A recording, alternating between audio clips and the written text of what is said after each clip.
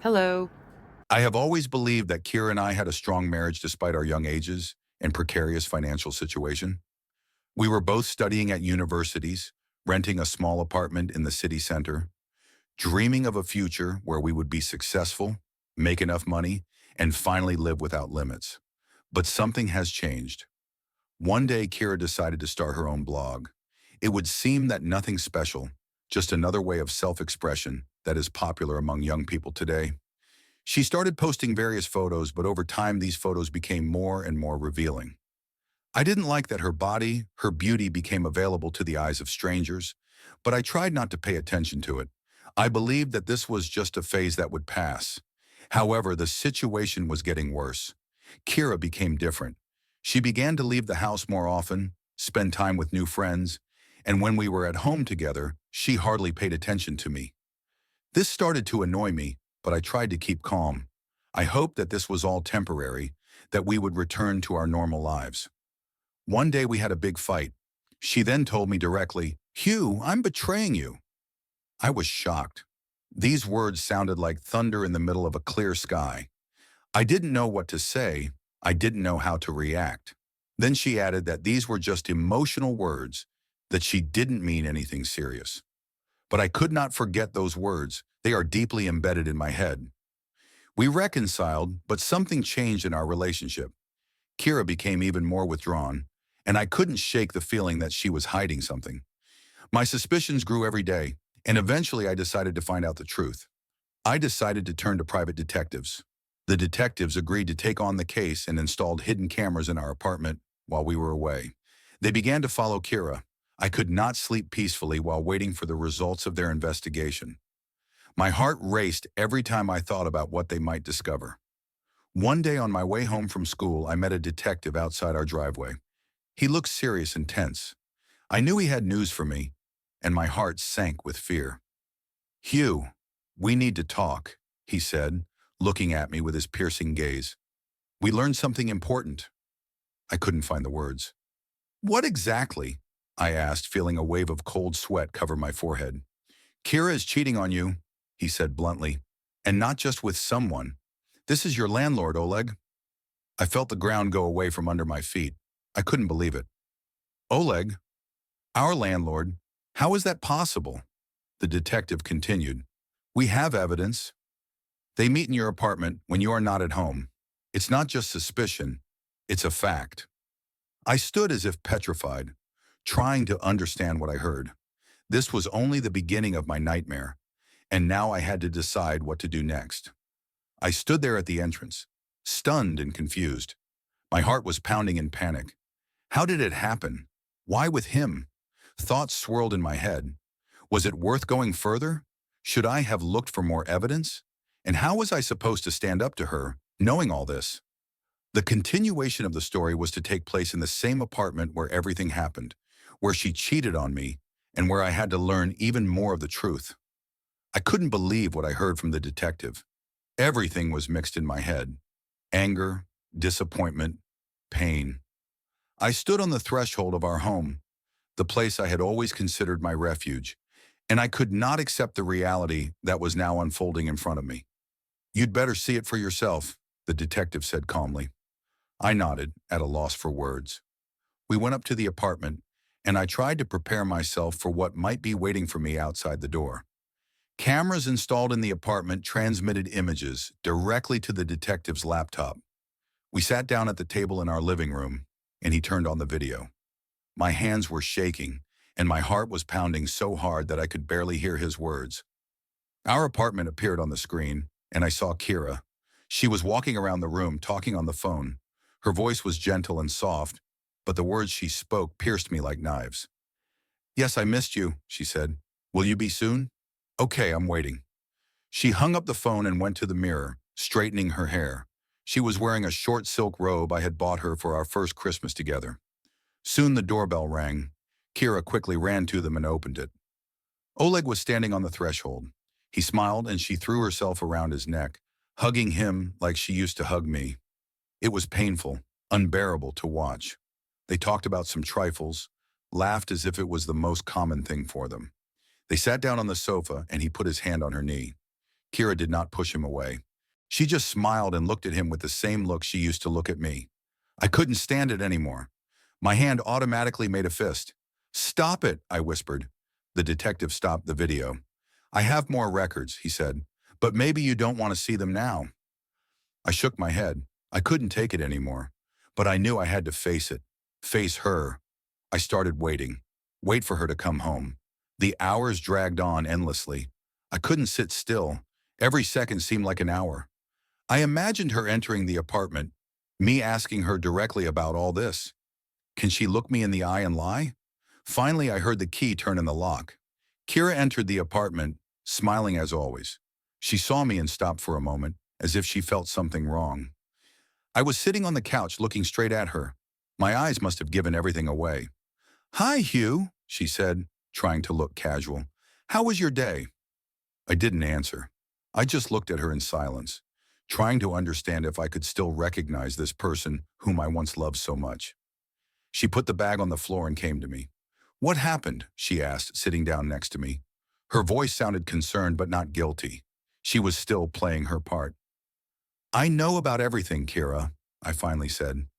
My words came out softly but firmly.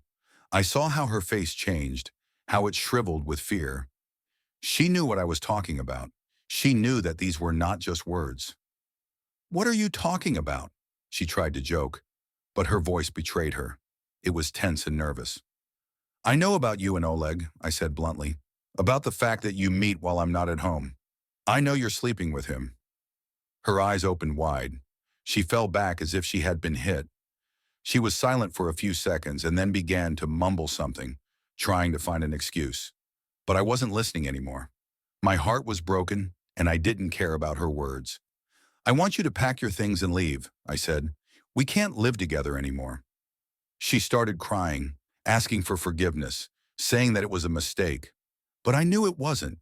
It wasn't a mistake. It was a conscious decision she made when she decided to cheat on me with our landlord. Tears streamed down her face, and she tried to grab my hand, to beg for forgiveness. I didn't know what to do.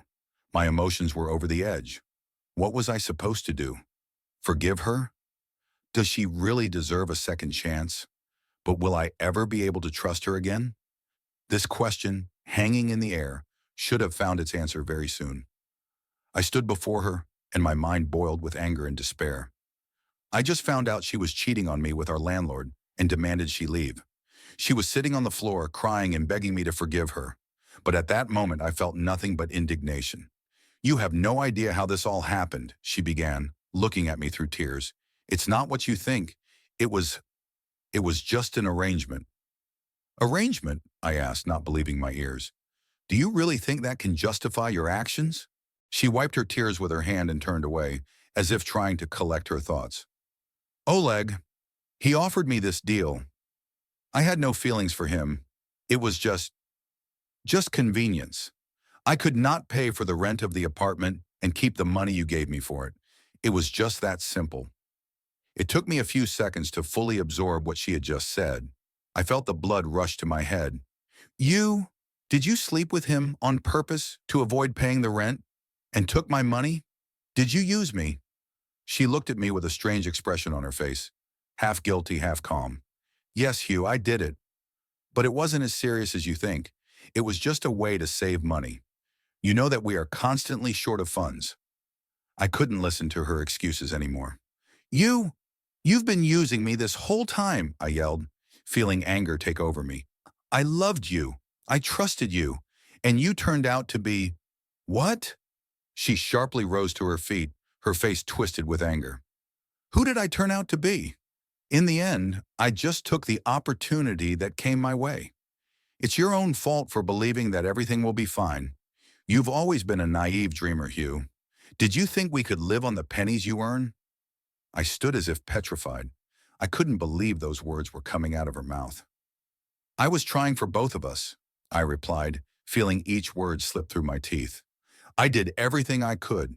And you decided to go this way just to avoid paying for an apartment? Do you really value our relationship so little?" "Our relationship?" She started to laugh, but it was a bitter, sarcastic laugh. "Do you think our relationship meant anything to me? You're just a pathetic loser, Hugh. You will never achieve anything. You won't even be able to provide for yourself, let alone both of us. I live with you only because of my stupidity and youth. But now I understand that I need a real man, not one like you. Her words were like a stab to the heart. I couldn't believe that the person I loved could talk like that. How can you say that? I said quietly, but with pain in my voice. I always tried for us. I've always loved you. Loved it? She started laughing again. Your beloved does not pay for the apartment, does not buy food, does not give me what I want. You have always been a beggar, and you will always be one. And I don't want to be a part of your miserable life anymore. She turned and went to the bedroom, started to gather her things as if it was so easy for her, as if everything between us could be so easily left behind. I stood and watched her, feeling everything inside me break. Kira, I began, but she cut me off sharply. There is no need to say anything more, Hugh. Everything is over between us. I don't want to live with you anymore. I don't want to have anything to do with you anymore. I didn't know what to answer. My emotions were running high, and I couldn't find the right words. Her insults hurt more than I could imagine. I understood that this was the end, and as much as I wanted to fix everything, I knew it was impossible. She gathered her things and headed for the door. I stood there, silently looking at her. My hands were shaking, my heart was beating irregularly. She turned one last time, looked at me with cold eyes and said, I hope you find another fool to put up with your miserable existence. And with these words, she left the apartment, leaving me in complete silence, broken and lonely. But what was I to do now? How was I supposed to cope with all this?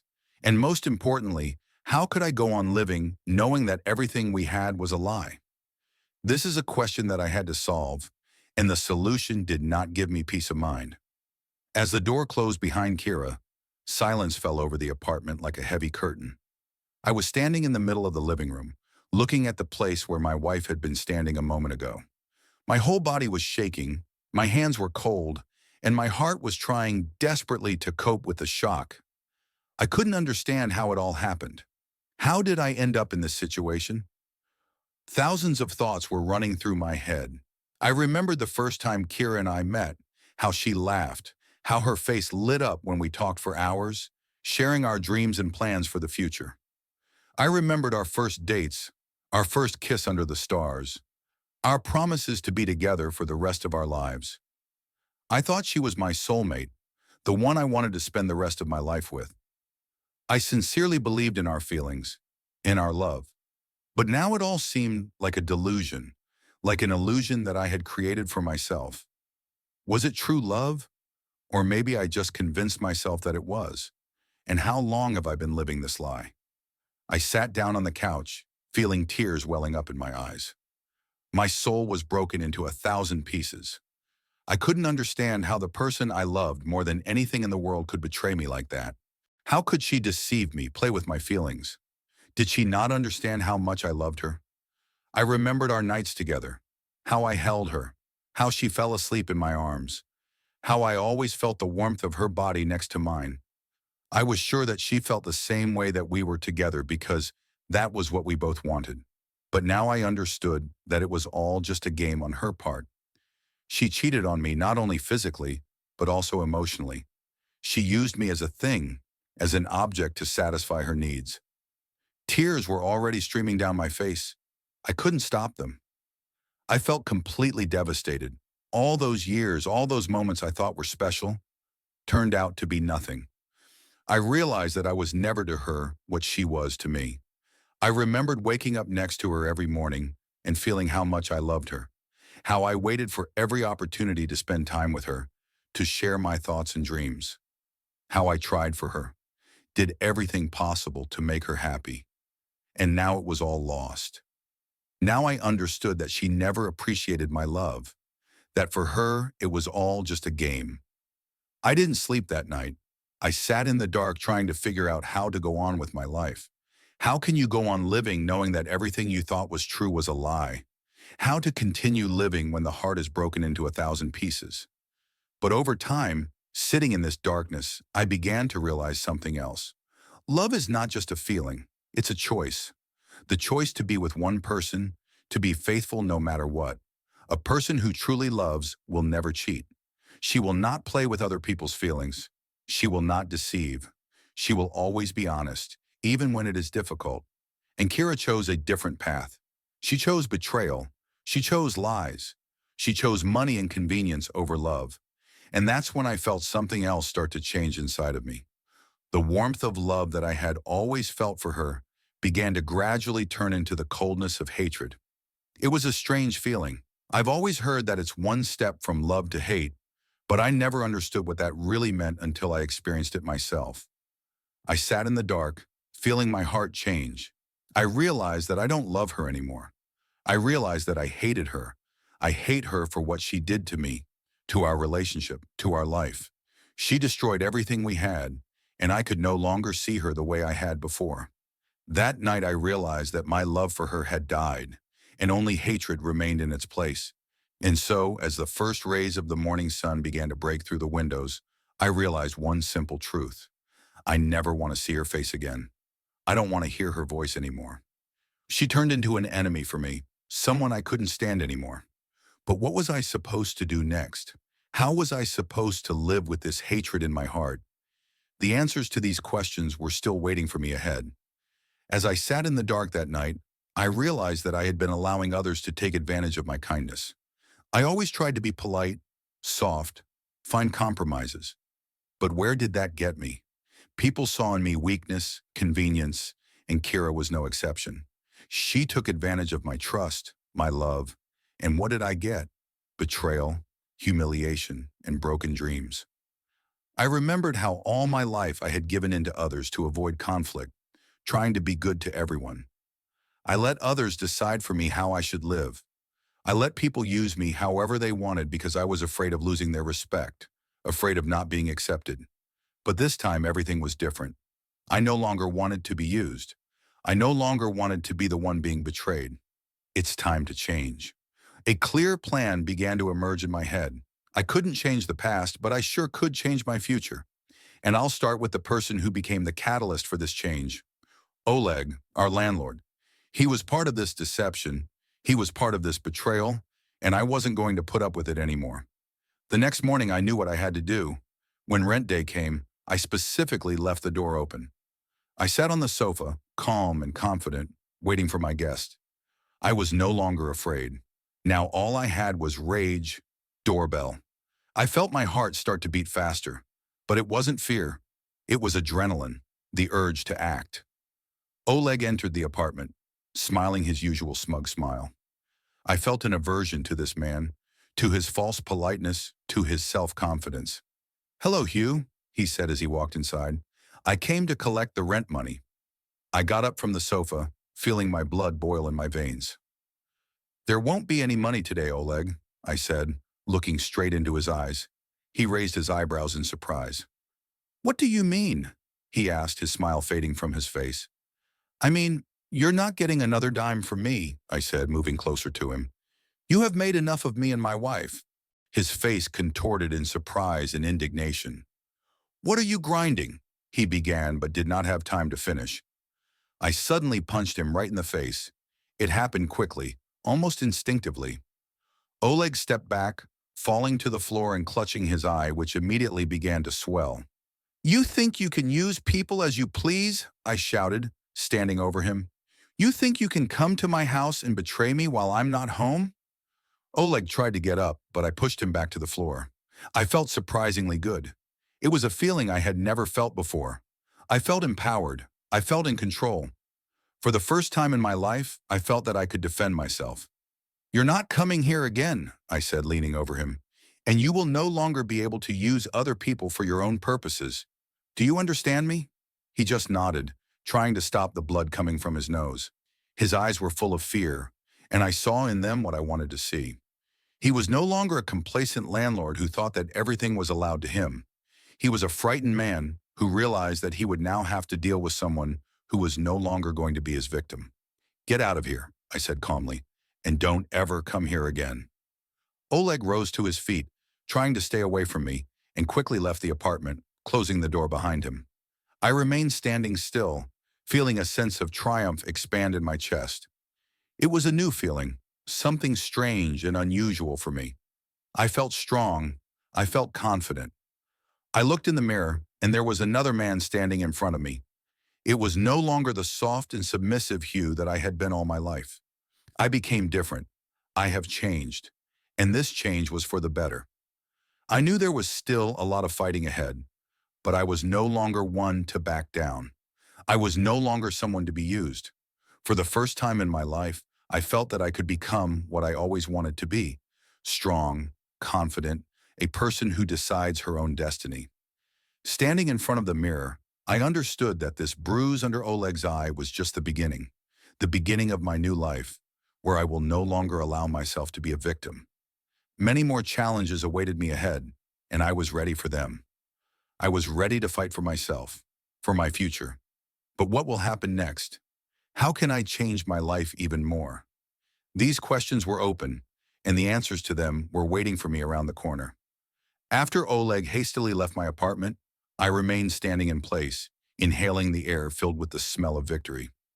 I knew that physical violence is never the right solution, and I understood that conflicts are better resolved in other ways. But the moment I saw Oleg retreat, fear in his eyes, I felt something I had never felt before. For the first time in my life, I felt like I was really protecting myself. I was no longer the soft-spoken person I had been all my life. I always let people make decisions for me, let them take advantage of my kindness and my desire to avoid conflict. But this time, everything was different. I fought back. I showed that I will not allow myself to be humiliated anymore. The child inside me was happy.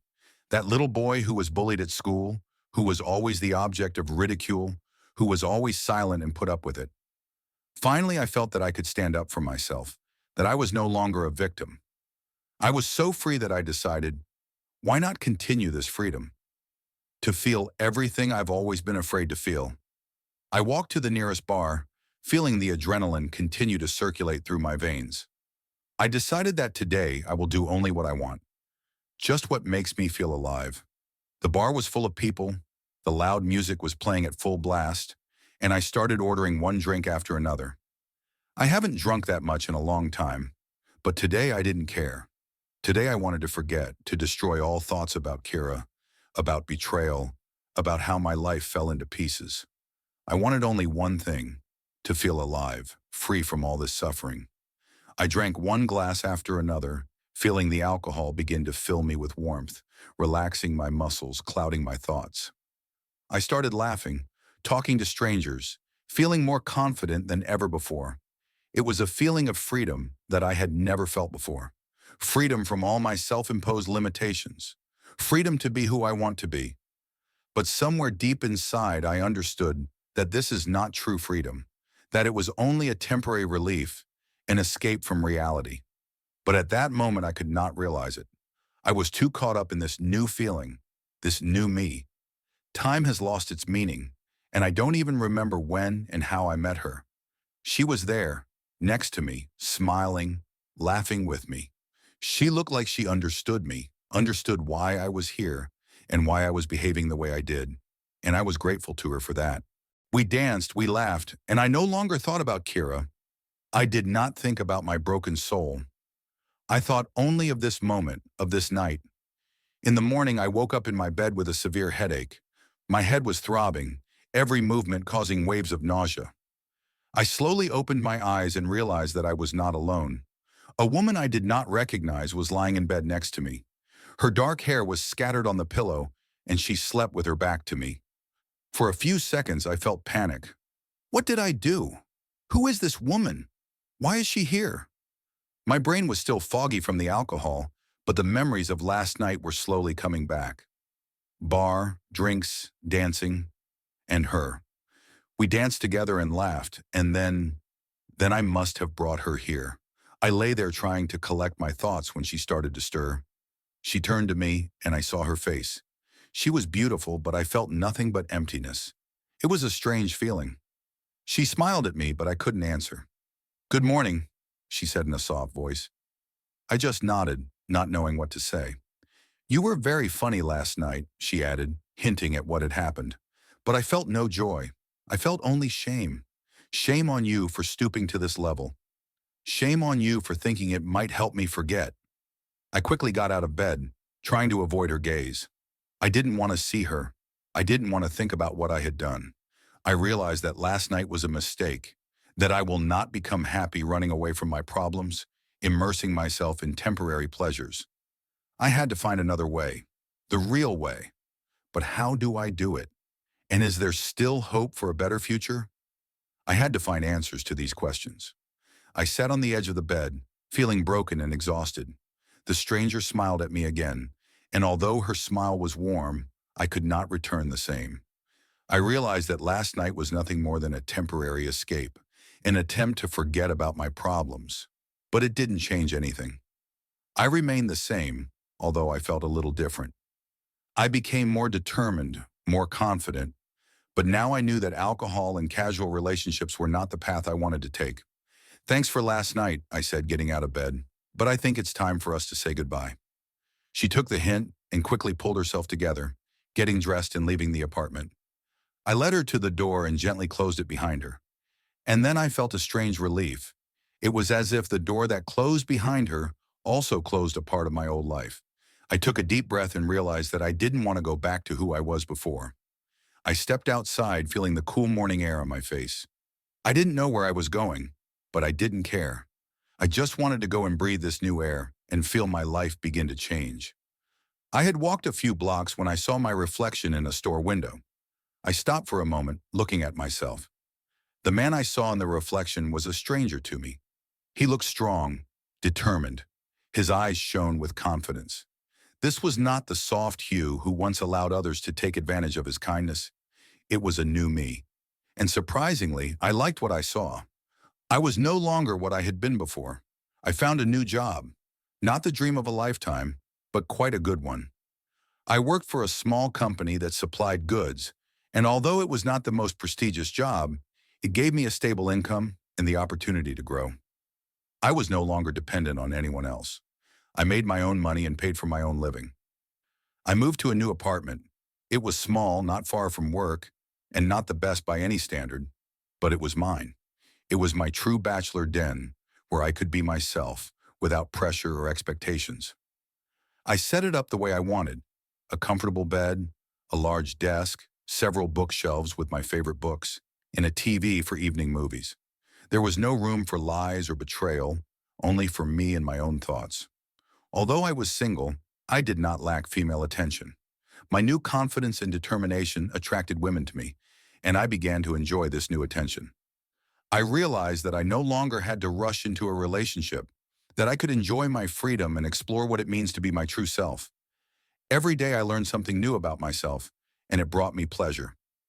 As for Kira, I haven't seen her since we broke up. I heard from mutual acquaintances that she moved to another city, found someone else, but that didn't bother me anymore. I had no desire to see her again or learn about her life. She remained in my past where she belongs. Now I look to the future, ready for new challenges and opportunities. I may not have known what lay ahead of me yet, but for the first time in my life, I was ready to meet these challenges with my head held high. I was no longer the kind of guy who could be easily tricked or taken advantage of. I have changed, and I was proud of it. Bye bye.